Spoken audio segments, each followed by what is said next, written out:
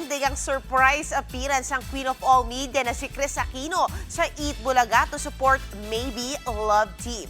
Ang tanong naman ng netizens, TV comeback na rin kaya ni Chris soon? Narito po ang report. Mag-kiss ka sa future mother-in-law mo. Grabe na to.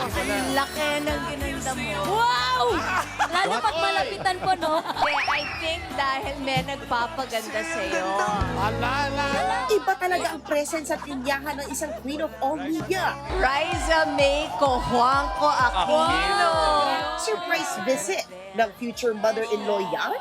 Ang pagbisita ni Chris Aquino ang pasabog kahapon sa longest-running noontime show ng bansa na Eat Bulaga. 1 hour before live lang daw na-confirm na darating si Chris at nagpabuenas pa ng on-camera banter para sa Maybe.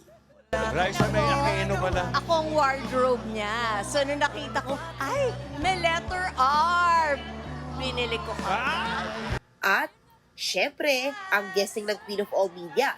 Nagkalat na nga sa iba't ibang media at trending nga. Gaya na lang noong binati ni Bim si Riza sa kanyang kaarawan. Viral din ang kwentas na gift niya kay Riza. Mana nga sa kanyang ina pagdating sa pagiging galante at may taste dahil tinapay ang nagkakahalagang nasabing alahas ng mahigit 100,000 piso. Ang tanong, welcome back on TV na nga ba talaga ang appearance ni Queen of All Media?